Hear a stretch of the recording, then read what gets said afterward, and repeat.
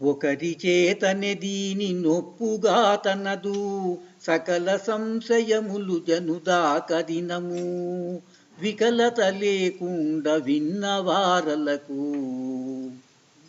అకలంకమైన మార్గము ప్రాకాటము వానొకటై ఒకరి చేరినుటు వేరొకరి నీ వెతకుతున్న సకల జగమూల తిరిగి సాధానల తుదిగానాడు అకలంకమైన మార్గము ప్రాకాటము వానొకటై జై నిజ గురుభ్యో నమ. జై అమలాంబ సమేత అనుభవానంద రాజయోగేంద్ర ప్రభుస్వాముల వారి దివ్య చరణారవిందములకు ద్వాదశి వందనములు సమర్పించుకొనుచు శ్రీ గురు బాలరామస్వాముల వారిచే విరచితమైన ఆవరణ విక్షేప రూపశక్తిద్వయ నిరాసకంబైన శుద్ధ నిర్గుణ తత్వ ద్విపదార్థ దరువుల యందు మనం ఈరోజు 91వ ద్విపదార్థం బోధ పఠన లక్షణాన్ని కొనసాగిస్తూ ఉన్నారు గురుదేవులు. నాయన శిష్య, ఎప్పుడూ కూడా మీ గురుదేవులు తెలియజేసినటువంటి స్వచ్ఛమైన సత్యమైన శుద్ధమైనటువంటి పరిపూర్ణ బోధను తెలిసి వేరే వారి దరి చేరి వారిని వేడుకోకు నాయన. ఎందుకంటే వారు తెలియనటువంటి వారిని వారి దరి చేరి వేడినంత మాత్రమున వనకూడేది ఏమీ లేదు శిష్య. వారు తెలివిని దాటనివ్వరు నాయన అని తెలియజేసి, శిష్య, ఒకరి చేతనేది నిన్నొప్పుగా తనదు సకల సంశయములు జనుదాక దినము వికలత లేకుండా విన్నవారలకు. దీనిని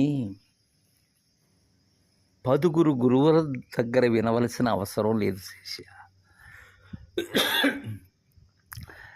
గురుదేవులు సమర్థులై బోధ పఠన లక్షణాన్ని కలిగినటువంటి శివరామ దీక్షిత సిద్ధాంత సాంప్రదాయకులై భ్రాంతిరహితులైనటువంటి గురువుల చెంత చేరి అనుదినము కూడా ఎప్పుడూ దీనిని సత్యమైనదని, మనలో ఉండబడేటువంటి సందేహములు ఏవైతే ఉన్నావో వాటిని పూర్తిగా విచ్ఛేదన అయ్యేంత వరకు కూడా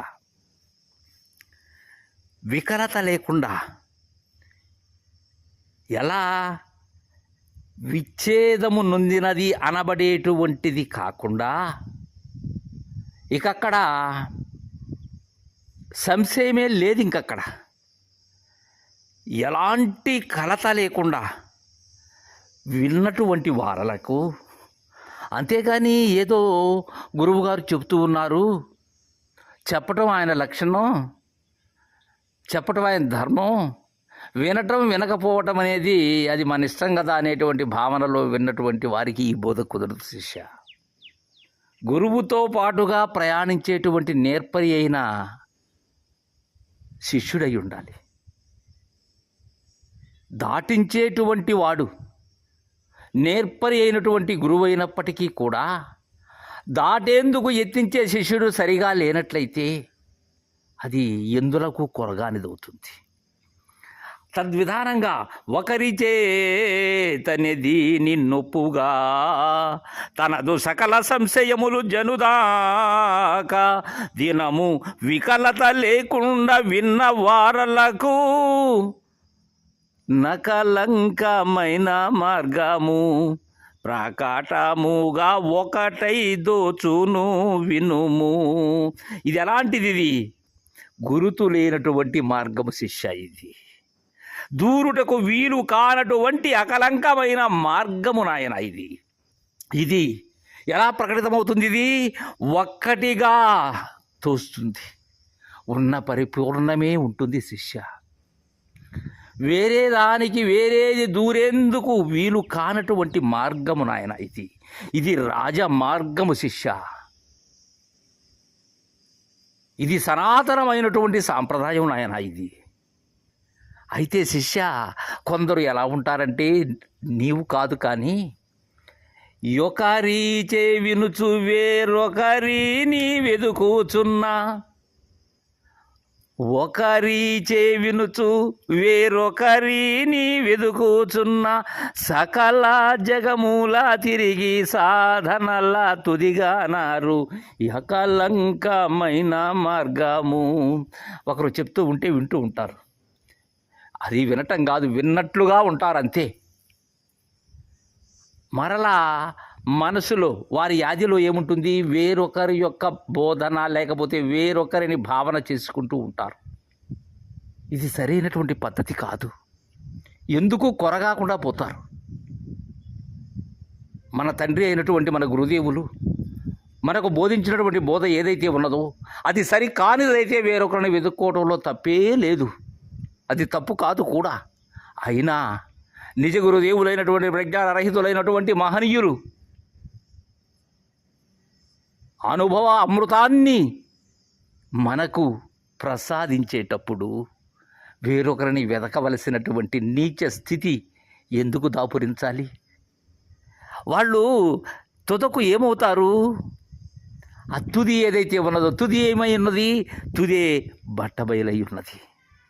సకల జగాలు తిరుగుతూ ఉంటారు, ఎన్నో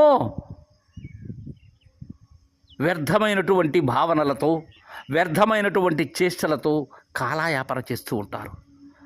అయితే అలా తిరిగి సాధనలు, ఈ ఎన్నో ఉపాయాలు, వాటి ద్వారా ఇది తెలియదు నాయన, ఇది అలా ఉండకూడదు.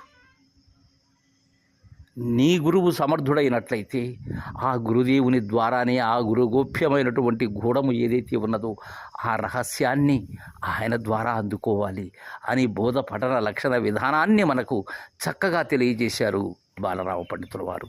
రేపు తరువాయి ద్విపదార్థాన్ని ముచ్చటించుకుందాం. జై గురుదేవా.